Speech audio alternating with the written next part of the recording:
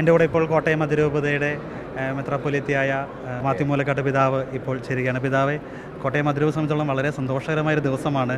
പുതിയൊരു സഹായമെത്രാനെ കൂടി കോഴഞ്ചത്തൂർ ബിഷപ്പിനെ കൂടി ലഭിച്ചിരിക്കുകയാണ്. എങ്ങനെ നോക്കിക്കാണുന്നു സഹായമെത്രാനെ കൂടി? എങ്ങനെ നോക്കിക്കാണുന്നു? ഇത് കുറച്ച് നാളായിട്ട് ഞങ്ങളിതിനെ ആഗ്രഹിച്ചിരുന്നതാണ്. കാരണം ഇപ്പോഴത്തെ കോട്ടയം രൂപതയുടെ അജപാലന ശുശ്രൂഷ സംബന്ധിച്ചോളം ആളുകൾ കൂടുതൽ ലോകത്തിൻ്റെ പല ഭാഗങ്ങളിലാണ് കേന്ദ്രീകരിക്കുന്നത്. അപ്പോൾ അവർക്ക് ശുശ്രൂഷ ചെയ്യാനായിട്ട് അതൊന്ന് ക്രോഡീകരിക്കാനൊക്കെ ആയിട്ട് നമുക്കൊരാളുടെ ആവശ്യമുണ്ടെന്നുള്ള സെൻറ്ററിനെ ബോധ്യപ്പെട്ടു. അങ്ങനെ സിനഡ് ആ തീരുമാനം എടുത്ത് തന്നു. നല്ലതാണ്. എങ്കിലേ ഞങ്ങൾക്ക് എല്ലായിടത്തും എത്തിച്ചേരാൻ പറ്റുള്ളൂ. അതുകൊണ്ടാണ് ഈ കോട്ടയം അതിരൂപതയെ സംബന്ധിച്ചോളം കാനായി സമൂഹം ലോകത്തിൻ്റെ വിവിധ ഭാഗങ്ങളിൽ പടർന്നു കിടക്കുകയാണ്, പ്രത്യേകിച്ച് സീറോ മലബാർ സഭയിൽ നിന്നും. അപ്പോൾ അവർക്ക് എത്തരത്തിൽ ഒരു അജപാലന ശുശ്രൂഷയ്ക്ക് ഇപ്പോൾ ഒരു സഹായമെത്രാനെ കൂടെ ലഭിക്കുമ്പോൾ എത്തരത്തിലാണ് രൂപതയുടെ സഭാവിശ്വാസികൾക്കുള്ള ശുശ്രൂഷകൾ വ്യാപിപ്പിക്കാനായിട്ട് നോക്കുന്നത്? അല്ലേ, പ്രത്യേകിച്ചും ഞാൻ ഉദ്ദേശിക്കുന്ന ഒരാളെ അതിന് പ്രത്യേകിച്ച് ചുമതലപ്പെടുത്തും. ഇനി ഒരു 3 പേരിൽ ഒരാളെ ഇദ്ദേഹമായിരിക്കും ഈ വിദേശ രാജ്യങ്ങളിലുള്ള നമ്മുടെ ആളുകൾ. നമുക്ക് മിഷനുകളും ഇടവുകളൊക്കെ ഉണ്ട്. അപ്പോൾ അതൊക്കെ അവിടെയുള്ള മെത്രാന്മാരുടെ കീഴിലാണ്.